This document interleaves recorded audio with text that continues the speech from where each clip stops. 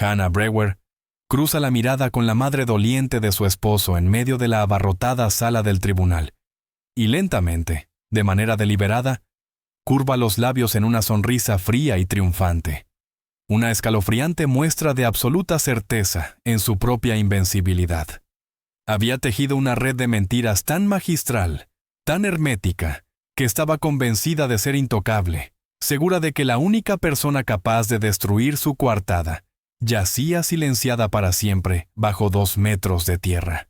Pero la voz que estaba a punto de destrozar su fachada perfecta vendría desde más allá de lo que ella creía la tumba. Una voz que juraba haber visto exhalar su último aliento entrecortado sobre el suelo ensangrentado de la cocina.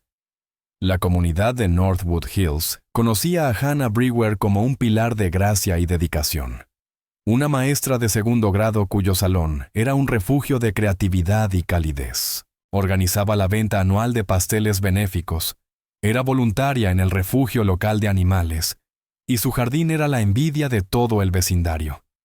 Su vida con su esposo Matthew, un arquitecto bondadoso, y su hijo Leo, de 7 años, era vista como la imagen de la perfección suburbana, un cuento de hadas real construido sobre sueños compartidos y respeto mutuo. Su hogar, una casa colonial restaurada con esmero y un imponente roble en el jardín delantero, era un lugar de reunión frecuente para amigos y familiares, siempre lleno de risas y del aroma de la famosa tarta de manzana de Hannah. Para el mundo exterior, su vínculo era irrompible, un testimonio de 14 años de lo que parecía un amor y una unión inquebrantables. Esta percepción pública hizo que los sucesos de su 15º aniversario de bodas resultaran aún más incomprensibles, transformando un día de celebración en una noche de horror indescriptible. Matthew había preparado una cena sorpresa, llenando la casa de velas y de la suave melodía de su canción de bodas, regalándole a Hannah un delicado medallón grabado con sus iniciales. Pero tras las sonrisas agradecidas y los tiernos besos de Hannah, se endurecía una escalofriante resolución, un plan cultivado en los oscuros rincones secretos de una vida que nadie sabía que llevaba. Mientras su hijo dormía plácidamente en el piso de arriba, y con la última copa de champán servida, la fachada meticulosamente construida de Hannah finalmente se desmoronó, no en un arrebato de ira, sino con la fría y silenciosa precisión de una depredadora que había esperado el momento perfecto para atacar. Había decidido que ese aniversario no marcaría un año más de matrimonio, sino su brutal y sangriento final. La traición fue absoluta, un acto de violencia tan impactante que desafiaba la razón y la comprensión de todos los que creían conocer a esa mujer. Mientras Matthew tenía la espalda vuelta, con el corazón lleno tras una velada celebrando su vida juntos, Hannah actuó con una ferocidad completamente ajena a la gentil maestra que había interpretado durante tantos años. El ataque fue rápido y brutal, una devastadora emboscada en el mismo santuario donde habían construido su familia y compartido sus momentos más íntimos. Lo dejó en el suelo de madera pulida del comedor, rodeado de los restos de la celebración de su aniversario. Convencida de que su acto final de violencia había borrado para siempre al hombre que se interponía en su nuevo comienzo. Después, mientras Matthew yacía en silencio, Hannah se movió con una calma perturbadora, su mente ya desplazándose de la atroz realidad de sus actos a la siguiente fase de su elaborada farsa. Alteró la escena con meticulosidad, escenificando un robo fallido con una serenidad que revelaba una desconexión aterradora de la humanidad de su esposo y de la santidad de su vida juntos. Su objetivo no era solo matar a un hombre, sino asesinar una vida entera, aniquilar el pasado para poder entrar en un futuro que en secreto había estado construyendo con otra persona. Un futuro financiado por la póliza de seguro de vida que había revisado apenas 3 días antes. La historia de amor de Hannah y Matthew Brewer no solo había terminado, era una mentira, y su capítulo final fue escrito con sangre por la única persona en quien él había confiado por encima de todos. La llamada al 911 llegó poco después de las 11 de la noche. La voz al otro lado, frenética, jadeante y convincentemente histérica. Han entrado en la casa, un intruso enmascarado. Encontré a mi esposo inconsciente en un charco de sangre, gritaba Hannah Brewer, la esposa amorosa, a la operadora. Interpretó el papel de la víctima desconsolada a la perfección. Sus gritos de pánico reflejaban el terror genuino de cualquiera que hubiera pasado por tal experiencia. Los primeros en responder que llegaron a la escena encontraron a una mujer en estado de shock, envuelta en una manta en el porche del vecino, mientras los paramédicos luchaban por salvar a su esposo. Vieron a toda una comunidad reunirse alrededor de una de las suyas, una querida maestra cuyo mundo perfecto había sido destrozado por un aparente acto aleatorio de violencia, y ni una sola persona sospechó que el monstruo era quien había hecho la llamada. Los investigadores al inicio trataron el caso como una invasión domiciliaria, un hecho trágico pero no inusual en un mundo donde la violencia puede irrumpir incluso en los refugios más seguros. Los agentes recorrieron el vecindario, recogieron pruebas preliminares y tomaron la declaración de Hannah, registrando su relato entre lágrimas y a ratos inconexo de los horribles acontecimientos de la noche. Habló de una figura sombría, de una voz profunda y del miedo paralizante que la había dominado mientras se escondía en un armario, escuchando los sonidos de la supuesta lucha. Su actuación fue magistral, cada detalle diseñado para provocar compasión y alejar las sospechas de sí misma. Los detectives, curtidos y cínicos, sintieron una punzada de lástima por la joven viuda, una mujer cuya vida parecía rota para siempre, por un acto de brutalidad sin sentido. Pero cuando el impacto inicial se disipó y los equipos forenses comenzaron su trabajo minucioso, empezaron a surgir pequeñas inconsistencias, hilos que al tirar de ellos amenazaban con deshacer toda la narrativa fabricada de Hannah. El supuesto punto de entrada no mostraba señales de haber sido forzado, y la casa, aunque alterada, no parecía haber sido saqueada en busca de objetos de valor por un ladrón nervioso. El perro de la familia, famoso por su carácter ruidoso y protector, no había emitido ni un sonido durante todo el supuesto asalto, un detalle que llamó particularmente la atención del detective principal. Eran puntos menores, fáciles de justificar por separado, pero juntos formaban un murmullo de duda en la mente de los investigadores, una disonancia que chocaba con la perfecta historia de la viuda desconsolada. La verdadera naturaleza de Hannah Brewer, la esposa amorosa y la maestra entregada, permanecía oculta tras una máscara de dolor, una ilusión cuidadosamente construida que llevaba años perfeccionando. Amigos y familiares la rodeaban, trayendo guisos y ofreciendo condolencias entre lágrimas, todos completamente ajenos a la escalofriante verdad que se escondía bajo la superficie. Lloraban la pérdida de Matthew a su lado, compartiendo recuerdos de su bondad y generosidad, mientras Hannah absorbía su compasión como una esponja, usando su dolor para reforzar sus mentiras. Ella era la figura central de una tragedia creada por sí misma, la autora y protagonista de una obra macabra.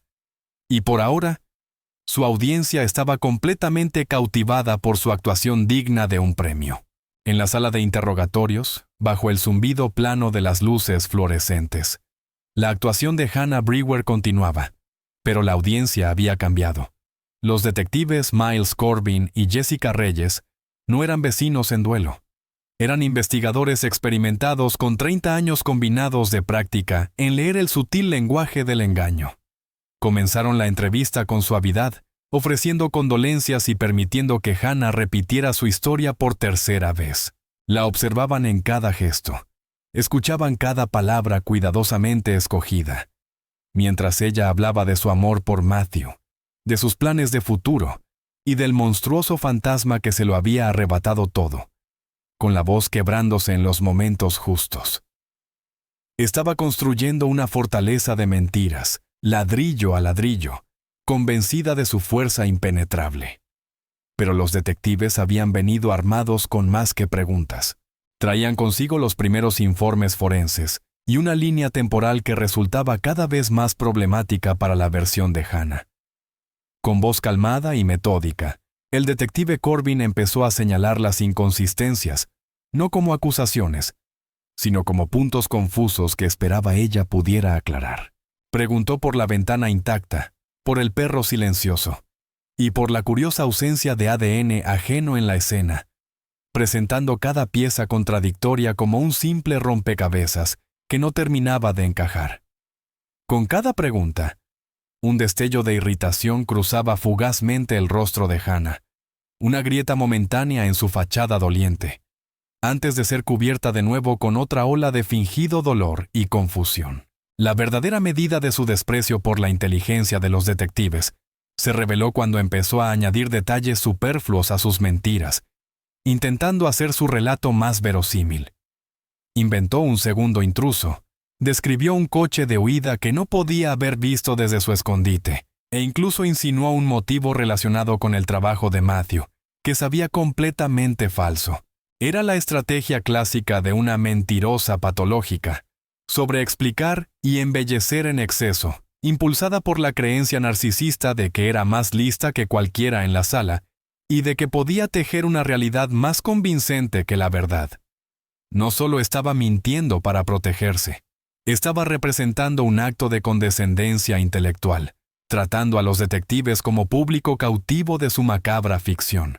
El punto de inflexión en el interrogatorio no llegó con una acusación a gritos, sino con la tranquila y simple presentación de una sola fotografía. La detective Reyes deslizó una imagen sobre la mesa mostrando a Matthew en su cama de hospital, vivo, aunque en coma profundo. Su supervivencia había sido un secreto celosamente guardado. Por primera vez, la compostura de Hannah se quebró por completo. Su mundo cuidadosamente construido se desplomó en un instante mientras contemplaba la imagen del hombre al que estaba convencida de haber matado. La máscara de la viuda desconsolada se desmoronó, reemplazada por un destello de ira pura, una furia dirigida no a un intruso, sino al hombre que había fracasado en morir como debía, su rostro retorciéndose en una mueca de incredulidad y frustración. Su confesión, cuando finalmente llegó, no fue un torrente de lágrimas arrepentidas, sino una avalancha de autocompasión indignada y de culpas venenosas. No confesó un asesinato, sino ser víctima de un matrimonio sin pasión, una mártir obligada a actuar por el supuesto descuido y la falta de ambición de Matthew.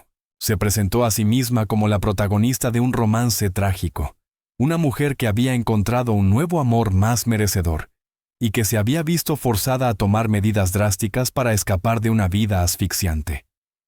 No hubo disculpas, ni reconocimiento del horror que había infligido, solo una convicción escalofriante en su propia justicia, una justificación sociopática de un acto de egoísmo absoluto. El arresto fue un asunto tranquilo, un contraste brutal con el caos violento de la escena del crimen y el teatro emocional de la sala de interrogatorios. Mientras la sacaban esposada de la comisaría, Hannah Brewer no parecía un monstruo, sino la mujer que todos creían conocer. Una maestra confundida y asustada atrapada en una pesadilla. Ya había empezado a recalibrar su narrativa, pasando de la viuda desconsolada a la esposa acusada injustamente, un nuevo papel que asumiría con la misma entrega teatral. Estaba convencida, incluso cuando el frío acero se cerraba en sus muñecas, de que aquello era solo un contratiempo temporal, un malentendido del que podría salir airosa una vez se encontrara ante un jurado comprensivo. El camino hacia ese jurado, sin embargo, estaría pavimentado con las mismas pruebas que ella creía inexistentes. Los detectives tenían su confesión, aunque estaba plagada de mentiras interesadas y una ausencia total de responsabilidad. Sabían que su condena no se aseguraría con sus palabras, sino con la lenta y meticulosa deconstrucción de la vida perfecta que había mostrado al mundo. Habría que hurgar en sus finanzas, sus comunicaciones, su vida secreta, y exponer la podredumbre que llevaba años gestándose bajo la superficie de la aparente familia Brewer. La investigación apenas comenzaba. Sentada en la parte trasera del coche patrulla, Hannah miraba las luces de la calle pasar con una pequeña sonrisa desafiante en los labios. Sentía alivio, una extraña y retorcida liberación de la vida que tanto había querido abandonar. Ya no era solo una esposa y madre. Ahora era el centro de una historia dramática de alto riesgo. Una figura cautivadora de tragedia e intriga. En su mente, el juicio sería su escenario, la plataforma definitiva para contar su versión de la historia y ganar la simpatía y adoración del público. Estaba ciega a la realidad, aislada de las consecuencias de sus actos por un muro de narcisismo tan grueso que parecía impenetrable. La historia pública de Hannah Brewer, la maestra acusada injustamente y viuda desconsolada, empezó a tomar forma pocas horas después de su arresto. Sus colegas y amigos, atónitos, corrieron a defenderla, describiéndola como un alma bondadosa incapaz de violencia, una mujer entregada a su familia y sus alumnos. Pintaron un cuadro de matrimonio perfecto, citando las frecuentes muestras públicas de afecto y las fotos familiares amorosas que llenaban sus redes sociales. Esta narrativa, alimentada por el shock genuino y la profunda creencia en la mujer que creían conocer, erigió un formidable muro de simpatía pública que los fiscales sabían tendrían que desmantelar pieza por pieza. Tras bastidores, sin embargo, empezaba a surgir una imagen muy distinta de Hannah, trazo a trazo, a partir de los registros digitales y financieros que había dejado atrás. Armados con órdenes judiciales, los investigadores revisaron las cuentas bancarias de la pareja, los extractos de tarjetas de crédito y las solicitudes de préstamos. Lo que encontraron no era una sociedad, sino una relación parasitaria. Durante años, Hannah había drenado sistemáticamente las finanzas conjuntas, abriendo tarjetas de crédito secretas a nombre de Matthew y falsificando su firma en documentos para obtener préstamos personales que jamás pensaba devolver. El dinero, que superaba los $100,000, había desaparecido sin dejar rastro, gastado en artículos de lujo, viajes lujosos y costosos regalos que Matthew nunca había visto. La investigación destapó el motivo detrás de ese drenaje financiero: una segunda vida secreta. Los detectives hallaron una cuenta de correo oculta y un teléfono desechable que Hannah utilizaba para comunicarse con su amante, un hombre al que veía desde hacía más de 2 años. Los mensajes revelaron la magnitud de su engaño, llenos de declaraciones apasionadas y planes detallados de un futuro juntos, un futuro que dependía enteramente de que ella quedara libre de Matthew. Le había prometido a su amante una vida de riqueza y aventuras, inventando una herencia que estaba a punto de recibir, una ficción conveniente para justificar el repentino flujo de dinero que esperaba conseguir con la póliza de seguro de vida de Matthew. No solo engañaba a su marido, estaba orquestando la sustitución completa de su vida actual por otra construida sobre el robo y el engaño. Esta revelación pintó el crimen con una luz aún más siniestra. No fue un arrebato espontáneo de pasión, sino el paso final calculado de un plan de negocios a largo plazo, en el que su esposo era el único obstáculo a liquidar. La presión financiera había ido en aumento, con agencias de cobro empezando a llamar y préstamos secretos al borde de caer en mora. Hannah se estaba quedando sin tiempo, y la sorpresa de aniversario de Matthew, sin saberlo, le había brindado la oportunidad perfecta para ejecutar su brutal estrategia de salida.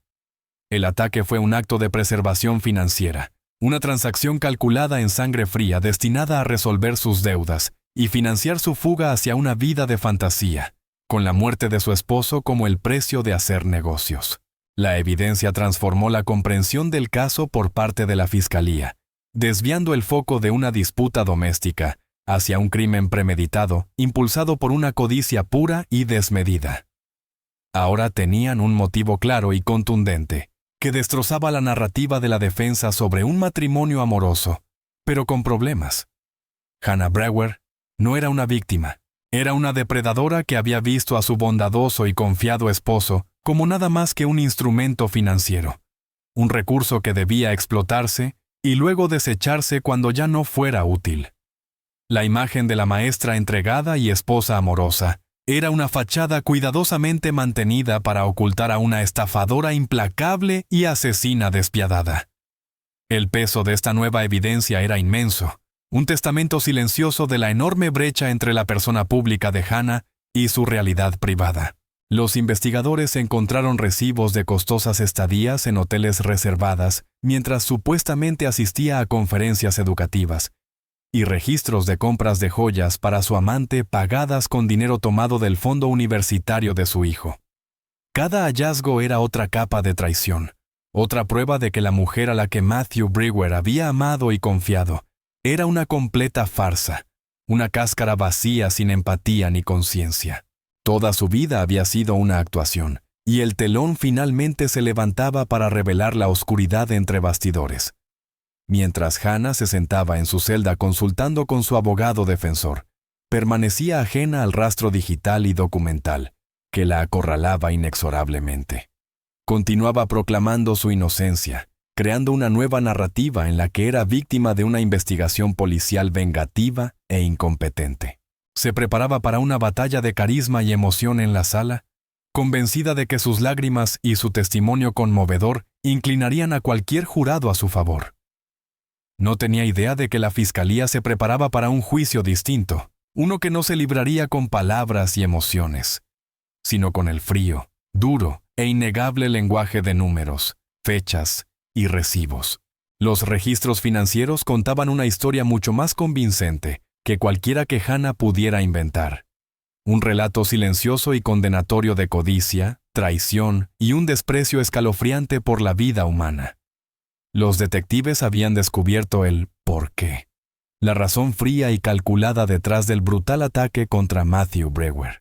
Ahora la tarea de la fiscalía era presentar esta historia a un jurado, pelar las capas de engaño y exponer a la parásita financiera sin corazón, que había estado fingiendo ser un miembro querido de la comunidad durante más de una década. El escenario se preparaba para un enfrentamiento con la verdad, y era una verdad de la que Hannah no podría escapar. En los meses previos al juicio, Hannah Brewer se aferró con fuerza a su papel de víctima incomprendida, una figura trágica atrapada en la mira de un sistema judicial desesperado por una condena. Concedió entrevistas cuidadosamente orquestadas desde la cárcel a reporteros locales comprensivos, con la voz temblorosa al hablar de su amor eterno por su esposo y de su fe en que la verdad la liberaría. Su actuación estaba meticulosamente ensayada, una sinfonía de fingida vulnerabilidad y dignidad silenciosa, diseñada para manipular la opinión pública y envenenar al futuro jurado. Sabía del poder de la percepción y estaba decidida a ganar la batalla de los corazones y las mentes antes de que el juicio comenzara. Las audiencias previas ofrecieron el primer vistazo de la verdadera Hannah, la que existía detrás de la máscara del dolor. En el entorno estéril del tribunal, lejos de las miradas simpáticas de las cámaras de televisión, su comportamiento cambiaba. A menudo se la veía sonriendo y conversando con su abogado defensor, Stephen Carlson, solo para transformar su rostro en una máscara de desesperación teatral en cuanto notaba que el dibujante de la corte la observaba.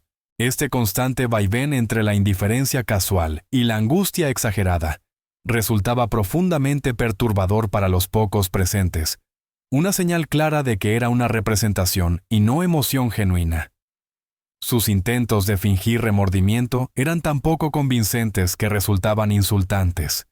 Una burla del verdadero sufrimiento de la familia de Matthew. Durante una audiencia, mientras el fiscal detallaba la gravedad de las heridas de Matthew, Hannah sacó un pañuelo y se secó los ojos perfectamente secos, con los hombros sacudiéndose en sollozos fabricados que no producían lágrimas. Fue una exhibición repugnante, una pantomima vacía de duelo tan obviamente falsa que solo destacaba su profundo desapego emocional. No estaba de luto por su esposo. Estaba interpretando el papel de una doliente. Y era una pésima actriz cuando las apuestas eran reales. El momento más revelador llegó cuando el juez le negó la libertad bajo fianza, señalándola como un riesgo significativo de fuga, debido al descubrimiento de su vida secreta y sus manejos financieros. Cuando se leyó la decisión, la compostura cuidadosamente construida de Hannah se quebró por un instante, no en tristeza, sino en un destello de ira petulante, sus labios curvándose en un gruñido silencioso. Lanzó una mirada de puro veneno hacia la fiscal Victoria Ramos. Una mirada que no transmitía el miedo de una inocente, sino la indignación de una culpable frustrada momentáneamente. Fue un destello breve pero poderoso de la mujer arrogante y engreída, que creía estar por encima de las consecuencias de sus actos. Entre bastidores, su comportamiento era aún más escalofriante. Pasaba el tiempo en la cárcel no reflexionando sobre sus acciones, sino planificando meticulosamente su vestuario para el juicio, insistiendo en conjuntos que la hicieran parecer dulce, maternal e inofensiva. Escribía cartas a sus seguidores, llenando las páginas de prosa autocompasiva y acusaciones veladas contra la policía y la familia de Matthew, presentándose como una mártir dentro de una gran conspiración. Su atención estaba centrada por completo en la estética y en el control de la narrativa, una señal clara de que no veía el juicio como un ajuste de cuentas con la justicia, sino como la actuación más importante de su vida. Su abogado defensor, Stephen Carlson, un experimentado defensor público, se encontraba en una posición cada vez más difícil. Tenía que defender a una clienta incapaz de mostrar emociones genuinas, y cuya principal preocupación era su imagen pública, más que la montaña de pruebas en su contra. Le aconsejaba guardar silencio, proyectar solemnidad. Pero Hannah, convencida de su propia inteligencia superior y de su encanto persuasivo, ignoraba sus consejos. Creía que podía engañar a todos, que podía llorar y hacer pucheros hasta lograr una absolución. Una ilusión que su abogado sabía se desmoronaría bajo las duras luces del contrainterrogatorio. La brecha entre la actuación pública de Hannah y su realidad privada se ensanchaba cada día. El público veía a una esposa desconsolada, mientras la fiscalía veía a una depredadora financiera. Sus amigos veían a una dulce maestra, mientras los investigadores veían a una asesina en potencia que había planificado con detalle la muerte de su marido. Esta dualidad estaba en el corazón del caso, el conflicto entre la máscara convincente y amable, y el rostro monstruoso que se ocultaba debajo. La estrategia de la fiscalía descansaba por completo en su capacidad de arrancar esa máscara frente a un jurado. A medida que se acercaba la fecha del juicio, la confianza de Hannah crecía. Alentada por las cartas de apoyo y la cobertura aduladora de la prensa local que había cultivado con tanto esmero, veía a los fiscales como burócratas excesivamente celosos y a la policía como torpes, a quienes había engañado con facilidad. Estaba completamente aislada por su narcisismo, incapaz de ver la jaula de pruebas de hierro que se cerraba lentamente a su alrededor. Su enfermiza representación del remordimiento no era solo una estrategia legal, sino un reflejo de su creencia fundamental de que podía manipular la realidad misma. Una creencia que estaba a punto de ponerse a prueba en su máxima expresión. El primer día del juicio, el estado contra Hannah Brewer comenzó con una tensión palpable que llenaba cada rincón de la abarrotada sala. A un lado estaba la fiscalía, dirigida por la aguda y serena Victoria Ramos, con su equipo organizado y carpetas de pruebas perfectamente ordenadas. Al otro lado estaba Hannah, vestida con un suéter azul pálido, el cabello recogido con modestia, pareciendo menos una acusada de intento de asesinato y más una madre del PTA que había tomado un camino equivocado. Su expresión era de solemne temor, una máscara cuidadosamente elegida para la ocasión, y de vez en cuando miraba hacia la galería donde estaba la familia de Matthew, con los ojos transmitiendo una súplica ensayada en silencio. Una vez que el jurado tomó asiento, Victoria Ramos se acercó al estrado para dar su declaración inicial, con una presencia que dominaba por completo la atención de la sala. No comenzó con una acusación ni con una cronología del crimen, sino con un gesto simple y poderoso para hacer que la víctima, Matthew Brewer, estuviera realmente presente en la sala. Las grandes pantallas destinadas al jurado cobraron vida, no con fotos sangrientas de la escena, sino con un breve y vibrante video tomado en el teléfono de Matthew el día antes del ataque. En él aparecía riendo, con el rostro lleno de vida y alegría mientras grababa a su hijo Leo, volando una cometa en el soleado jardín trasero. Un fragmento perfecto de una vida que estaba a punto de ser destrozada violentamente. El video mostraba a un hombre profundamente enamorado de su familia, su voz cálida y afectuosa mientras llamaba a Hannah, que se veía un instante al fondo sonriendo. Luego giró la cámara hacia sí mismo, con los ojos arrugándose en las comisuras mientras hablaba directamente a su yo futuro sobre su emoción por el aniversario y la maravillosa vida que compartía con su esposa. 15 años, y nunca he sido más feliz, dijo, con una alegría genuina y sencilla que ahora resultaba casi insoportable de ver. El clip terminó, sumiendo la sala en un silencio pesado y profundo, con la imagen del sonriente y vivo Matthew suspendida en el aire, un fantasma en su propio juicio.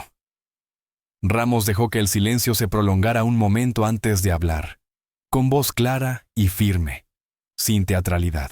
Describió al hombre que acababan de ver en pantalla, un esposo amoroso y un padre devoto, un hombre cuya confianza había sido usada como un arma contra él.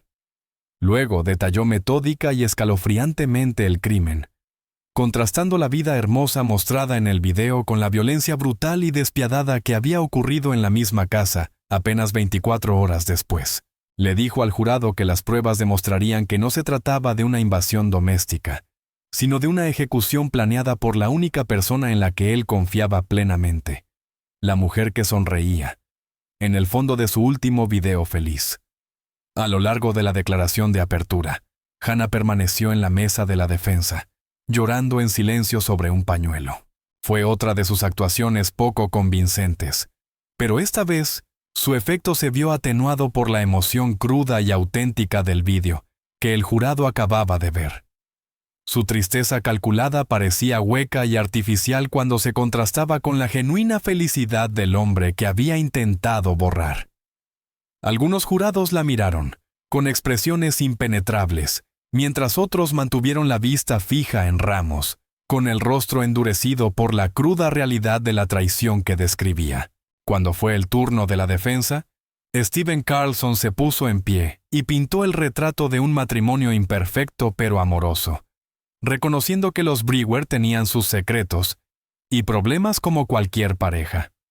Argumentó que la policía, presionada para resolver un caso de alto perfil, se había centrado en su cliente, una mujer afligida y traumatizada, y había forzado las pruebas para que encajaran en su narrativa preconcebida. Insistió en que Hannah era tanto víctima como Matthew, su vida destruida primero por un asalto desconocido y ahora por una fiscalía incesante y equivocada. Concluyó diciendo al jurado que al final del juicio verían que el monstruo seguía ahí fuera y que estaban intentando condenar a la persona equivocada. El contraste entre las dos declaraciones de apertura no pudo ser más marcado. La fiscalía presentó una narrativa de traición fría y calculada, cimentada en la realidad emocional expresada por la propia víctima. La defensa ofreció una historia de misterio e incompetencia policial. El clásico intento de sembrar la duda razonable, enlodando las aguas y atacando la investigación. El jurado quedó encargado de sopesar esas dos realidades opuestas para decidir cuál respaldarían las pruebas. Cuando el tribunal se levantó por el día, la imagen del rostro sonriente de Matthew Brewer permaneció grabada en la mente de todos los presentes. Victoria Ramos había logrado desplazar el foco de la actuación de dolor de la acusada hacia la vida robada de la víctima, convirtiendo su ausencia en una fuerza poderosa y palpable. Hannah Brewer había querido ser la estrella de su propio juicio, pero en el primer día fue opacada por el fantasma del hombre al que no pudo matar. La batalla por la justicia había comenzado, y su primer golpe se había dado con la desgarradora e irrefutable verdad de un vídeo doméstico. El caso de la fiscalía contra Hannah Brewer se desarrolló con una precisión metódica y aplastante, cada prueba apilándose sobre la anterior para construir una fortaleza de culpabilidad irrefutable. Empezaron con los primeros intervinientes y los detectives que testificaron sobre la escena del crimen impecable, la falta de entrada forzada y el extraño comportamiento tranquilo de la acusada en las horas posteriores al ataque. Luego comparecieron los expertos financieros que guiaron al jurado por la montaña de deudas, las tarjetas de crédito secretas y los documentos de préstamo falsificados, dejando al descubierto el motivo claro y desesperado de codicia que sustentaba todo el asunto brutal. El jurado vio a una mujer no poseída por la pasión, sino atrapada en una crisis financiera de su propia creación, que veía la vida de su marido como el único rescate disponible.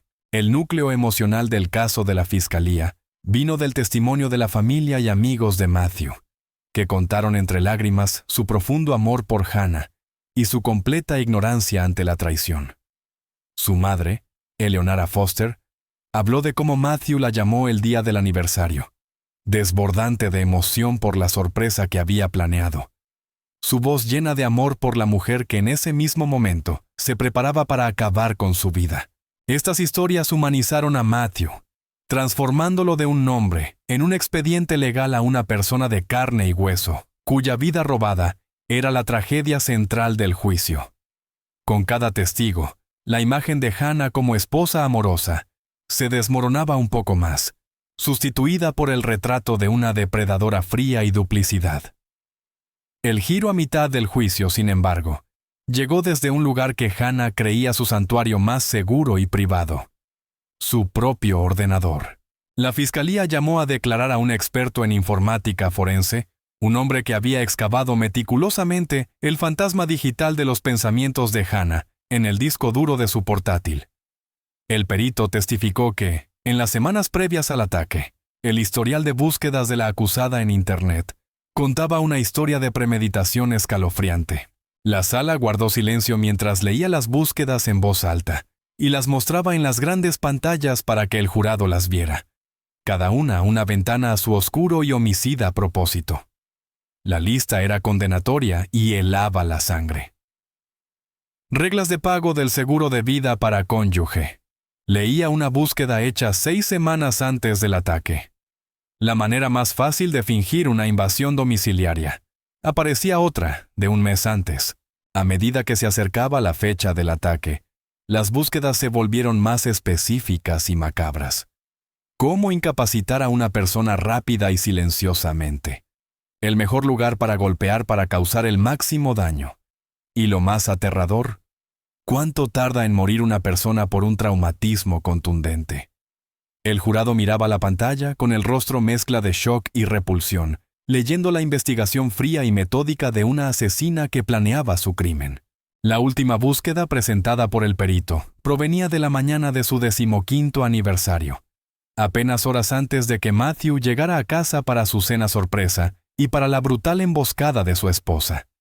La consulta era simple, clínica y absolutamente monstruosa.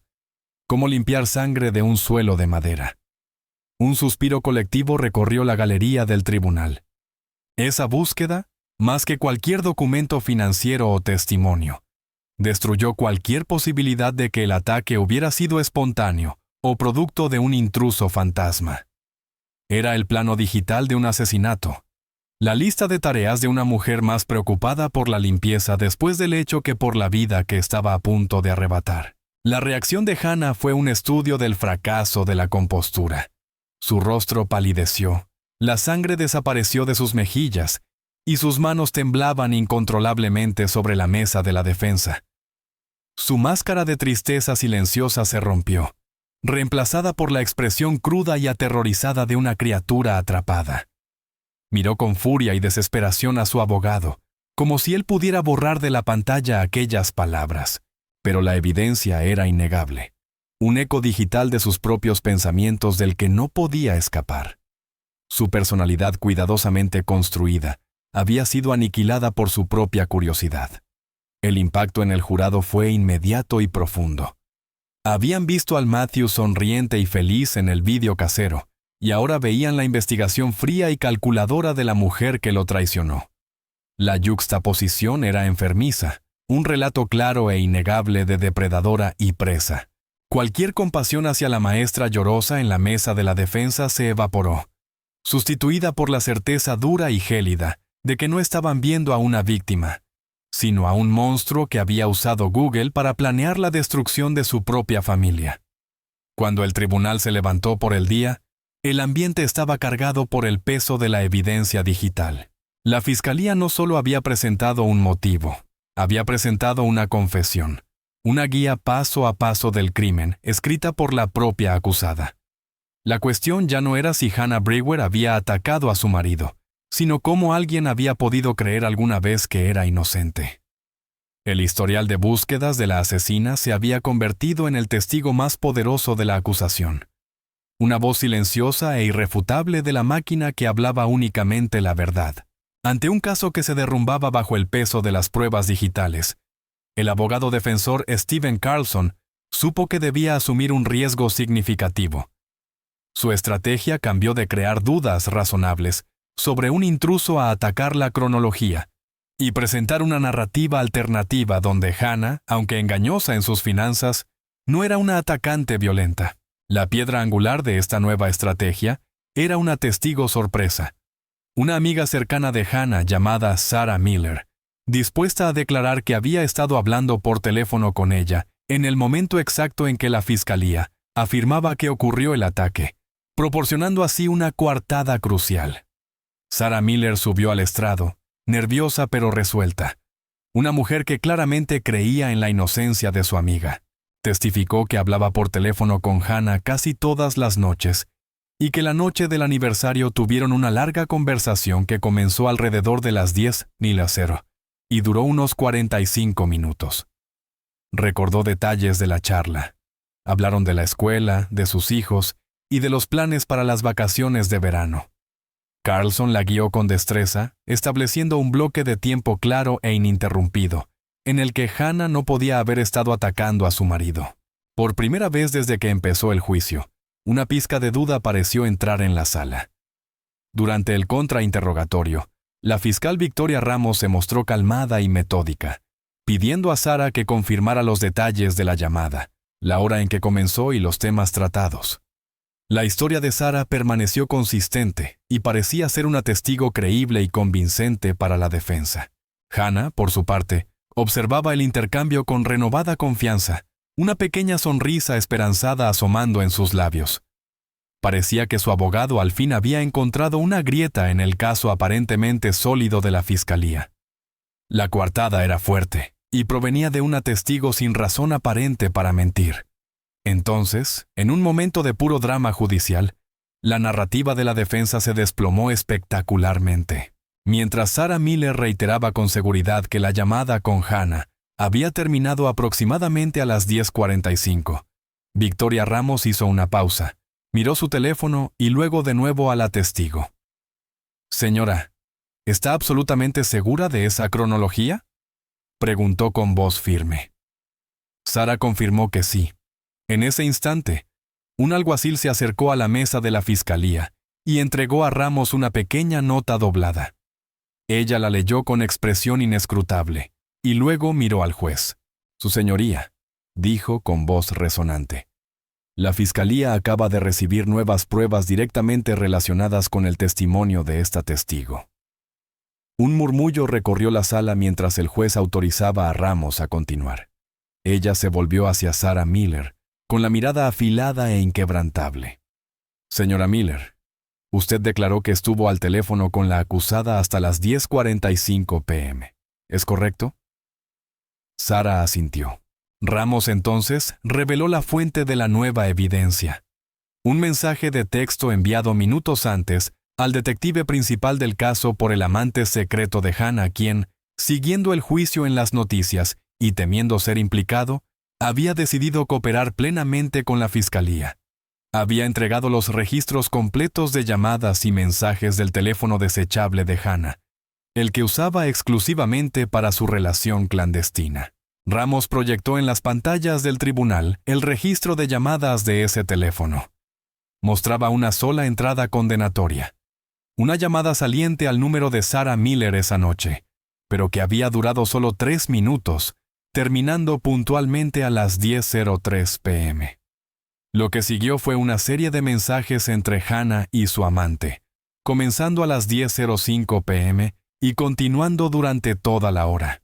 En la pantalla, en blanco y negro para que todo el jurado lo viera, apareció un texto de Hannah enviado a las 10:47 p.m., la hora exacta en que se creía que había ocurrido el ataque. El mensaje helaba la sangre. «Ya casi es la hora. Te llamaré cuando termine. Te quiero». La sala quedó estupefacta, en absoluto silencio. Sarah Miller miró la pantalla, su rostro pálido mientras la realidad de la manipulación de su amiga la invadía. Había sido usada como peón en el juego de Hannah, su confianza explotada para crear una coartada falsa para un intento de asesinato. Steven Carlson, con el rostro sombrío, se hundió en la mesa de la defensa, su testigo sorpresa y toda su estrategia destrozados en un solo y dramático momento. La mentira no solo había sido expuesta, había sido aniquilada en tiempo real por una prueba sorpresa que nadie, y menos la propia acusada, había previsto. La reacción de Hannah dejó de ser de esperanza confiada para convertirse en pura y desatada furia. Miró con rabia la imagen en la pantalla, luego a su amiga en el estrado, con los ojos ardiendo de un odio aterrador. La máscara se había ido, no solo agrietada, sino completamente obliterada, dejando al descubierto el monstruo manipulador y furioso que había debajo. El jurado la observó, con expresiones mixtas de horror y fría realización. Acababan de presenciar cómo el caso de la defensa era desmontado por las propias palabras de la acusada. Una bomba digital que estalló en medio del juicio, dejando a su paso solo la fea verdad. Con el caso de la defensa hecho añicos y la culpabilidad de Hannah Brewer casi segura, el juicio avanzó a su fase final más cargada de emoción. Las declaraciones de impacto de las víctimas. Aunque Matthew había sobrevivido, el crimen había destrozado irrevocablemente a su familia, y el tribunal permitió que sus seres queridos hablaran sobre el profundo y devastador efecto de las acciones de Hannah. Fue la oportunidad de que se oyera el coste humano del delito, un contrapunto a la presentación clínica de pruebas y argumentos legales que había dominado el proceso. El foco cambió del perpetrador a las vidas que ella había destruido con tanta despreocupación. Amigos y colegas de Matthew hablaron del hombre vibrante y bondadoso que conocían, y de cómo su luz se había apagado por el trauma que sufrió. Describieron las largas y agonizantes semanas que pasó en coma, el doloroso proceso de su recuperación física, y las profundas cicatrices invisibles de la traición, que probablemente nunca sanarían por completo. Sus palabras pintaron un cuadro desgarrador de una vida interrumpida, un futuro robado y una confianza tan completamente violada, que había cambiado el núcleo mismo del hombre que amaban. El jurado escuchó atento, con los rostros marcados por la simpatía, y una ira quieta que iba creciendo hacia la mujer en la mesa de la defensa. El punto de quiebre, el momento que silenció toda la sala y arrancó lágrimas incluso a los observadores más endurecidos, llegó cuando la madre de Matthew, Eleanor Foster, subió al estrado. Era una mujer de inmensa gracia y dignidad, el rostro retrato de la peor pesadilla de cualquier padre. No habló de su propio dolor, sino del dolor infligido a su nieto de 7 años, Leo, que había estado dormido en el piso de arriba mientras su madre intentaba matar a su padre abajo. Describió la confusión y el terror en los ojos de su nieto, un niño que había perdido a ambos padres en una sola noche, uno por un acto brutal de violencia y el otro por un mal que era demasiado joven para comprender. Luego, en un gesto de profundo amor y desafío, Eleanor se giró lejos del juez y del jurado y miró directamente a su nieto, que estaba sentado en la primera fila de la galería entre su tía y su tío. Su voz, gruesa por la emoción pero firme en su resolución, llenó la sala en silencio. «Leo», dijo, «sé que tienes miedo y sé que extrañas a tu papá, pero te prometo, mi dulce niño, te prometo que el monstruo que le hizo daño no hará daño a nadie nunca más. Estaremos a salvo y se hará justicia». Fue la promesa de una abuela a su nieto, una declaración de guerra contra el mal que había invadido sus vidas. Hannah Brewer, que había escuchado las declaraciones anteriores con una expresión de indiferencia aburrida, reaccionó a las palabras de Eleanor con un acto de desprecio atroz, mientras la abuela desconsolada hablaba directamente a su nieto traumatizado. Una pequeña y cruel sonrisa cruzó los labios de Hannah, y dejó escapar un corto y brusco suspiro de teatral exasperación. Fue un gesto minúsculo, pero en la atmósfera cargada de emoción del tribunal, sonó tan fuerte como un disparo. Fue una señal clara y inequívoca de su total falta de remordimiento, su desprecio por la familia que había destruido, y su profunda incapacidad sociopática para sentir nada por el niño al que había traicionado. El jurado lo vio. El juez lo vio. Todas las personas en la sala vieron ese destello de diversión en su rostro, ese suspiro despectivo. Fue un momento de puro y absoluto mal. Una mirada a un alma tan desprovista de empatía, que la visión de una abuela consolando a un niño aterrorizado no era más que una molestia.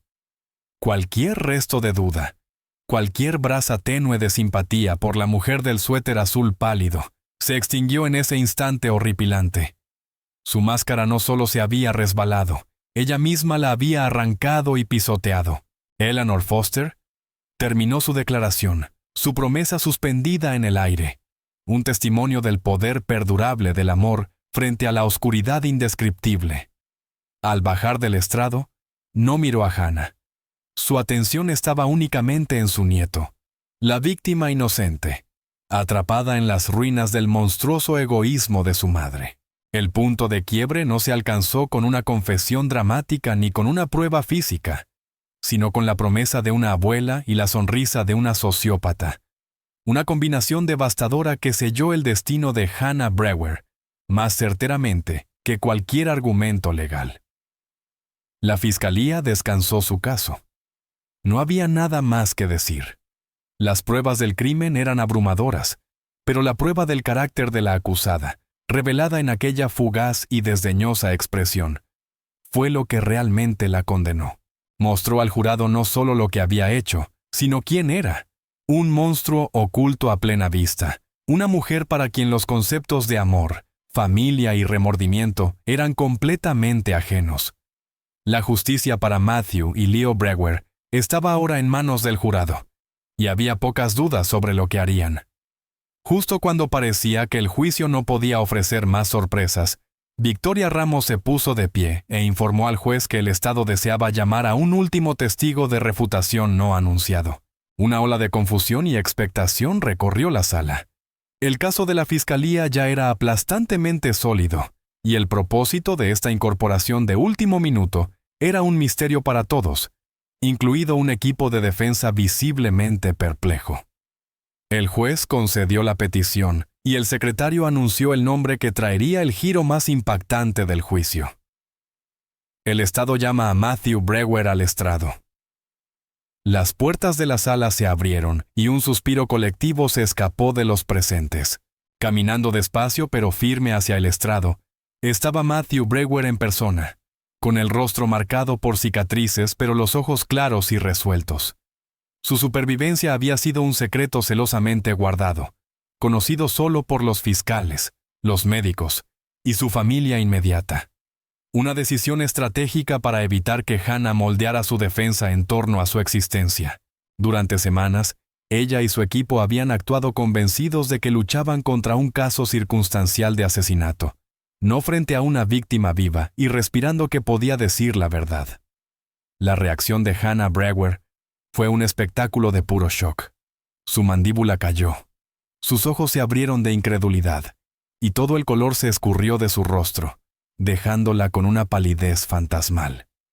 Era la única variable que nunca había contemplado, el cabo suelto que creía haber atado, el hombre al que había dejado por muerto, el fantasma central de todo el juicio. Ahora caminaba hacia ella, un testamento vivo de su fracaso y su maldad. Su arrogante compostura, sus mentiras cuidadosamente construidas. Todo su mundo se disolvió en un charco de miedo primario frente al hombre que había sobrevivido a su ataque. Matthew tomó asiento en el estrado, su mirada fija en la mujer que había sido su esposa.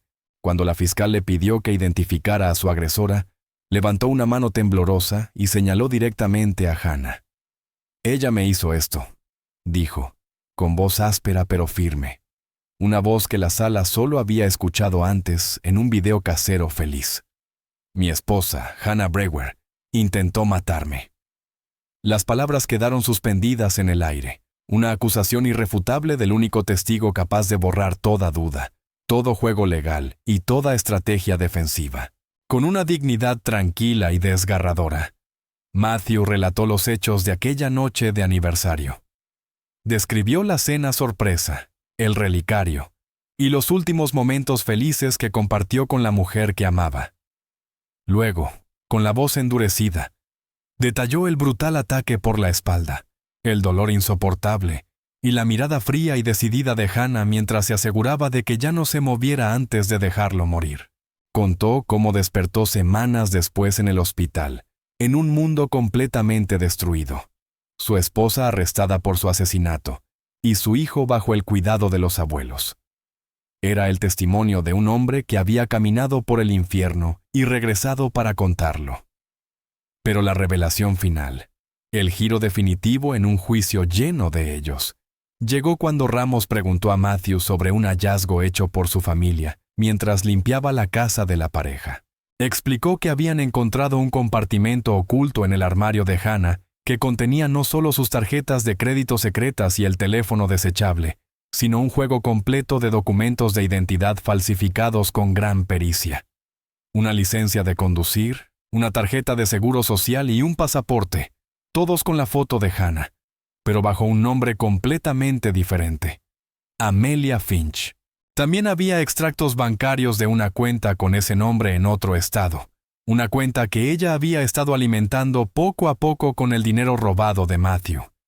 La verdad quedó finalmente expuesta en toda su monstruosa magnitud. El plan de Hannah nunca fue simplemente dejar a Matthew por su amante. Era desaparecer por completo. Planeaba cobrar el $500,000 del seguro de vida, abandonar a su amante, abandonar a su hijo, y desaparecer para empezar una nueva vida como Amelia Finch, una mujer rica y sin ataduras. El asesinato de su esposo era simplemente el capital inicial para su reinvención total, y su propio hijo no era más que otro equipaje que pensaba dejar atrás. Era un nivel de egoísmo y crueldad narcisista casi imposible de imaginar. El jurado miraba a Hannah, sus rostros máscaras de repulsión absoluta. No era solo una posible asesina y ladrona. Era una mujer dispuesta a borrar a su propio hijo de su vida con la misma facilidad con la que cambiaría de nombre. La revelación final expuso la verdadera profundidad de su depravación, un pozo sin fondo de interés propio sin límites. No solo había intentado matar a su marido, sino que había planeado matarse simbólicamente a sí misma, asesinar la identidad de Hannah Brewer, madre y esposa, para dar a luz a un fantasma. Cuando Matthew Brewer concluyó su testimonio, un silencio profundo y pesado se apoderó de la sala. No había más preguntas que hacer, ni más pruebas que presentar. La víctima viva había hablado, y al hacerlo, no solo identificó a su agresora, sino que también dejó al descubierto toda la magnitud horrenda de su plan monstruoso. La justicia ya no era una cuestión de debate legal, era una certeza moral. El último clavo había sido martillado en el ataúd de Hannah Brewer, colocado por el mismo hombre al que ella había intentado meter en uno.